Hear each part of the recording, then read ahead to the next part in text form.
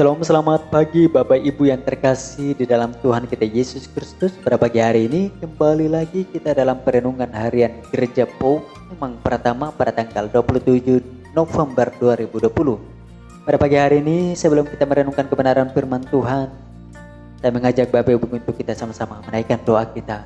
Mari kita berdoa. Allah Bapa yang kami muliakan, yang kami sembah di dalam Yesus Kristus Tuhan, Juru Selamat kekasih jiwa kami. Kami mengucap syukur Tuhan atas kebaikan kemurahan Tuhan yang terus Tuhan curahkan dalam hidup kami sehingga kami sampai pagi hari ini masih dalam keadaan sehat selalu, masih terus menikmati hari yang baru, udara yang segar, dan berkat-berkat Tuhan yang Tuhan terus curahkan dalam kehidupan kami. Kami tahu semua yang kami nikmati sampai detik ini bukan karena kebolehan kami, bukan karena kuat dan gagahnya kami, tapi karena kemurahan anugerah yang Tuhan berikan kepada kami. Terima kasih banyak Bapak di surga, pada pagi hari ini kami rindu dilawat oleh kebenaran firman. Berkati kami Tuhan, condongkan hati pikiran kami Tuhan supaya kami mengerti dan kami sungguh-sungguh pahami, dan pada akhirnya kami mampu melakukan kebenaran firman-Mu dalam kehidupan kami hari lepas hari. Dan nama Tuhan dipuji dan dipermuliakan. Terima kasih banyak Bapak di surga. Berfirmanlah, sebab kami sudah siap untuk mendengarkan kebenaran firman. Haleluya, amin. Bapak Ibu terkasih dalam Tuhan kita Yesus Kristus, kebenaran firman Tuhan yang akan kita renungkan bersama pada pagi hari ini terambil dari Roma pasal 8 ayat 35. Demikian bunyi firman Tuhan. Siapakah yang akan memisahkan kita dari kasih Kristus? Penindasan, atau kesesakan, atau penganiayaan, atau kelaparan, atau ketelanjangan, atau bahaya, atau pedang. Bapak Ibu yang terkasih dalam Tuhan kita Yesus Kristus, tema perenungan kita pada pagi hari ini, siapakah yang dapat memisahkan kita dari kasih Kristus? Ini adalah pertanyaan yang paling puncak dari kalimat. Pertanyaan yang diajukan oleh Paulus. Pertanyaan ini seperti puncak dari sebuah anak tangga. Ini adalah anak tangga yang paling tinggi. Paulus bertanya, siapakah yang akan memisahkan kita dari kasih Kristus? Dan setelah itu ia mencoba mencari jawaban dari sekelilingnya. Paulus memberikan contoh-contoh tentang hal-hal yang bisa memisahkan kita dari kasih Kristus. Dalam ayat 35, ada 7 kemungkinan yang Paulus sebutkan sebagai bahaya dapat memisahkan kita dari kasih Kristus, yaitu penindasan, kesesakan, penganiayaan, kelaparan, ketelanjangan, bahaya, pedang. Penindasan, kesesakan, penganiayaan merupakan ancaman yang datang dari dunia, dari orang-orang yang membenci kekristenan. Sedangkan kelaparan dan ketelanjangan adalah tidak adanya makanan dan pakaian. Orang kaya bangkrut sampai tidak ada makanan dan pakaian, atau seorang tidak mendapatkan pekerjaan sehingga tidak dapat membeli makanan dan pakaian, atau kegagalan dalam usaha sehingga tidak bisa mencukupi kebutuhan pokok. Semua itu memang merupakan ancaman bagi kehidupan kita orang percaya atau orang Kristen.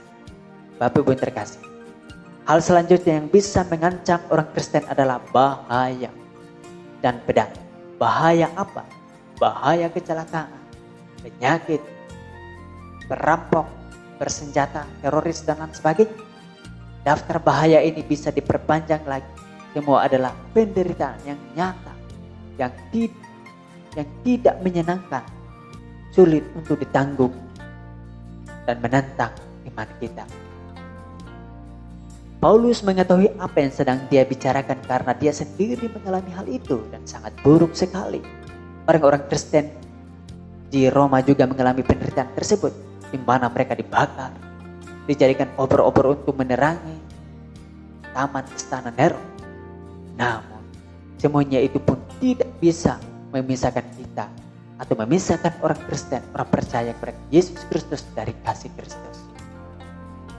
Paulus yakin bahwa baik maut maupun hidup, baik malaikat-malaikat maupun pemerintah-pemerintah, baik yang ada sekarang maupun yang akan datang, atau kuasa-kuasa, baik yang di atas maupun yang ada di bawah, ataupun sesuatu makhluk lain, tidak akan dapat memisahkan kita dari kasih Allah yang ada dalam Yesus Kristus Tuhan kita.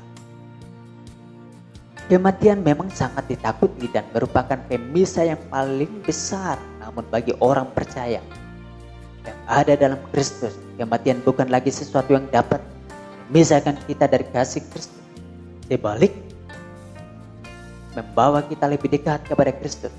Kematian yang awalnya adalah pemisah antara kita dengan Allah sudah menjadi penyatu antara kita dengan Kristus. Bukan hanya kematian yang tidak bisa memisahkan kita dari kasih Kristus, kehidupan pun tidak bisa memisahkan kita dari kasih Kristus. Hidup itu lebih kejam daripada mati. Itulah sebabnya mengapa seringkali kita menyebut kematian sebagai sebuah kelepasan atau sebagai sebuah anugerah. Hidup juga bisa membawa pemisahan. Kemiskinan bisa membawa pemisahan, status sosial juga membawa pemisahan, suku ras juga membawa pemisahan. Jadi hidup juga dapat membawa pemisahan antara manusia, namun hidup tidak pernah bisa memisahkan kita dari kasih Kristus. Saudara, janganlah putus asa ketika menghadapi masalah, sebab masalah-masalah itu tidak bisa memisahkan saudara dari kasih Kristus. Bahkan kita dikatakan lebih dari pemenang. Agak aneh kalau kita dikatakan sebagai pemenang, karena digambarkan seperti domba. Domba mana bisa menjadi pemenang? Kalau singa kita bisa terima sebagai pemenang. Atau kalau ulat, kita bisa mengatakan ulat adalah pemenang. Karena singa mati dimakan oleh ulat, jenderal yang mati juga dimakan oleh ulat. Sehingga ulat memang adalah pemenang. Kalau domba mana bisa sebagai pemenang? Domba adalah kurban untuk dimakan, disate, digoleh, atau dirica-rica. Namun Paulus mengatakan kita atau domba-domba Allah adalah lebih dari pemenang. Jadi bukan hanya pemenang, tetapi lebih dari pemenang di dalam Kristus. Kita adalah pemenang yang super. Kita memang tidak kebal terhadap pencobaan, tidak kebal terhadap tragedi, namun kita dijanjikan kemenangan atas semuanya itu. Janji Allah bukanlah bahwa pencobaan tidak akan menyerang kita, tetapi bahwa pencobaan tidak akan pernah memisahkan kita dari kasih Kristus. Kasih ini adalah kasih Allah yang secara luar biasa diperlihatkan di kayu salib, di mana telah dicurahkan ke dalam hati kita oleh Roh Kudus. Keyakinan kita bukanlah terletak pada kasih kita kepada Kristus, karena kasih kita itu lemah, kecil dan terbatas. Tetapi keyakinan kita terletak dalam kasih-Nya kepada kita, kasih yang tetap setia dan selama-lamanya. Kasih yang besar itu dapat memberikan kita jaminan pertolongan. Maka sekarang jangan lagi hati kita dikuasai oleh ketakutan dan kecemasan, karena kasih Allah yang besar itu tidak akan membiarkan kita terpuruk di dalam pergumulan. Kasih-Nya yang mampu menyatakan kemenangan dalam situasi apapun yang kita hadapi. Bersukacitalah karena hal ini. Di tengah-tengah kecemasanmu, Tuhan hadir memberikan ketenangan. Di masa-masa takutmu, Tuhan memberi damai dalam hatimu. Di tengah-tengah masa sulitmu, Tuhan memberi jalan keluar. Dan di tengah-tengah kebutuhanmu, Tuhan selalu menyediakan. Tuhan tidak pernah berhenti peduli kepadamu. Apa yang kamu rasa dalam hati, Tuhan tahu. Sekecil apapun itu, tidak ada yang tersembunyi di hadapan Tuhan. Tuhan tahu kamu menyimpan kekhawatiran. Oleh sebab itu Tuhan selalu berdiri di sampingmu dan memberimu kekuatan. Jesus loves you. Tangan Tuhan tidak kurang panjang. Sesungguhnya tangan Tuhan tidak kurang panjang untuk menyelamatkan dan mendengar. Dan pendengarannya tidak kurang tajam untuk mendengar. Yesaya 59 ayat 1. Bapak Ibu yang terkasih dalam Tuhan kita Yesus Kristus, tidak ada hal apapun yang dapat memisahkan kita dari kasih Kristus. Dialah adalah Allah yang Maha Kasih, yang rela mati di kayu salib menembus segala dosa kita. Kasih-Nya itu tidak pernah pudar. Dia akan terus menolong Bapak Ibu, sebab Dia tahu bahwa kita ini tidak mampu. Dan Dia tahu bahwa kita lemah adanya.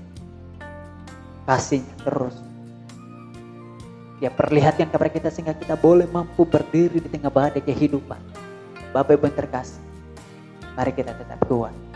Sebab tidak ada siapapun yang dapat memisahkan kita dari kasih Kristus.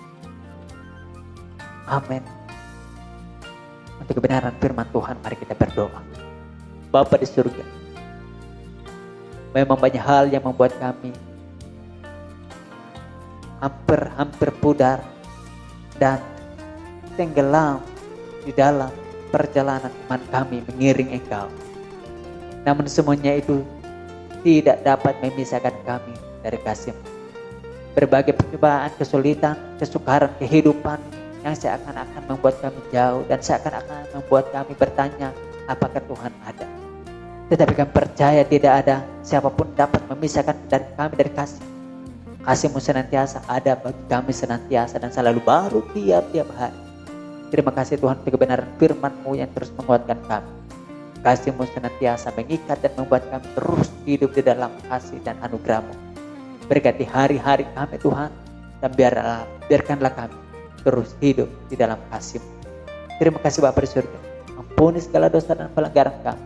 Hanya di dalam nama Tuhan Yesus Kristus kami sudah berdoa. Haleluya. Amin.